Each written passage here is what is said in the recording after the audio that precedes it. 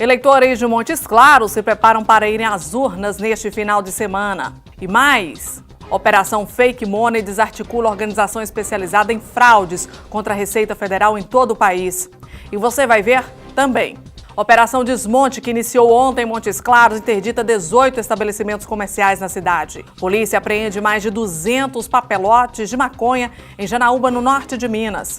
Hoje é 3 de outubro, o VTV Notícias já começou.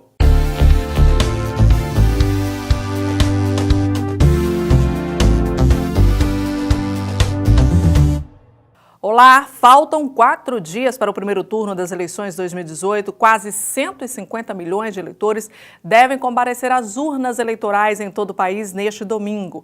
Em Montes Claros, mais de 200 mil pessoas definem os seus candidatos à presidência, Senado, Câmara e governo estadual. Essa é a reta final para as eleições e a movimentação nos cartórios de Montes Claros já indica que tudo está quase pronto para que o pleito eleitoral transcorra de maneira tranquila e ordeira. Levantamento divulgado pelo Tribunal Superior Eleitoral diz que 269.226 eleitores estão aptos a votar em Montes Claros nas eleições este ano. Em 2014, a cidade registrava 255.073 eleitores, portanto, um aumento de mais de 14 mil eleitores em 4 anos.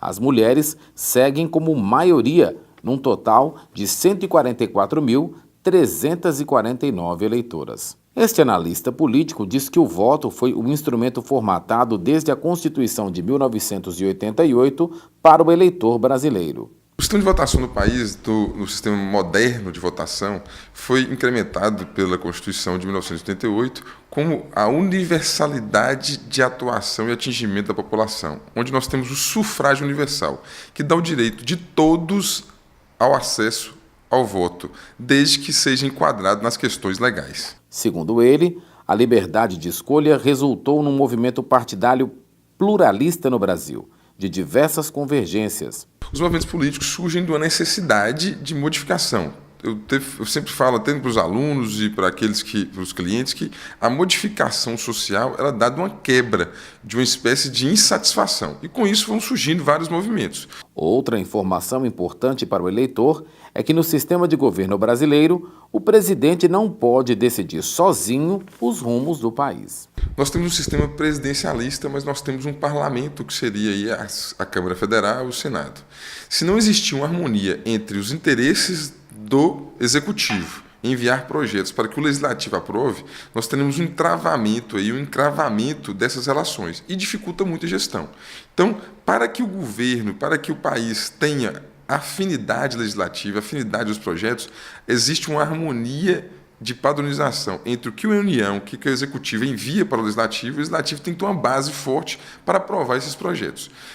Presenciamos em tempos agora próximos várias situações em divergência entre o Executivo e o Legislativo, onde o país fica enterrado, fica parado e não consegue evoluir. Mas, faltando poucos dias para a escolha dos candidatos, o eleitor está informado?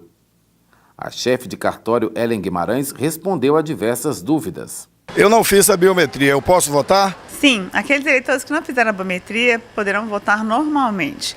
A biometria é a assinatura digital no momento da votação. Aqueles que não fizeram vão assinar, colocar a sua assinatura no caderno de votação no momento da eleição. No dia da eleição, eu não vou poder votar. Como eu vou fazer então para poder justificar? O eleitor que não puder comparecer a seu local de votação para votar, ele poderá justificar em qualquer sessão eleitoral. Ainda assim, se ele não puder comparecer, ele tem um prazo de 60 dias para comparecer em qualquer cartório do país e fazer a sua justificativa sem pagamento de multa. Se a zona 325 acabou, como é que vai fazer para me votar? Especialmente aqueles eleitores que tiverem grafada a 325 como zona eleitoral, deverão tirar uma certidão de quitação eleitoral, baixar o e-título que indica o novo local de votação. Na verdade, os locais de votação são os mesmos, só mudaram o número das sessões.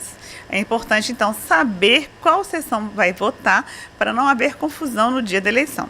Eu queria saber do pessoal do cartório eleitoral que documento o eleitor precisa levar para votar e como fazer para consultar a sessão onde ele irá votar. Houve um rezoneamento na cidade no final do ano passado, então aqueles eleitores que têm dúvida de qual sessão vão votar, é importante levar o título de eleitor, fazer uma consulta atualizada do local de votação e levar especialmente um documento de identidade com foto.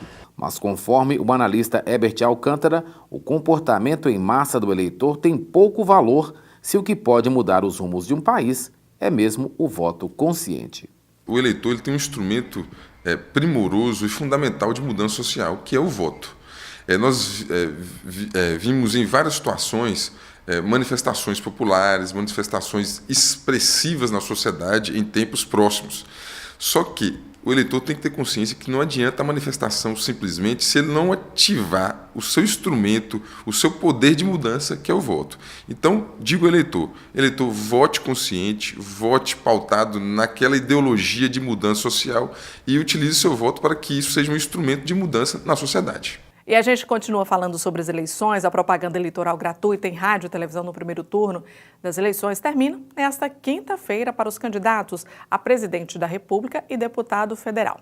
Já as propagandas dos candidatos a senador, deputado estadual e distrital serão apresentadas ainda nesta quarta-feira.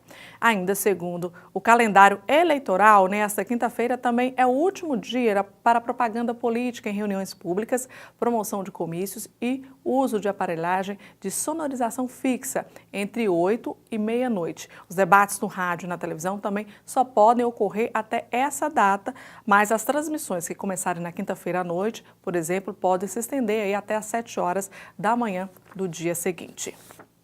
E na volta do intervalo, a gente fala sobre balanço da Operação Desmonte realizada pela Polícia Civil em Montes Claros.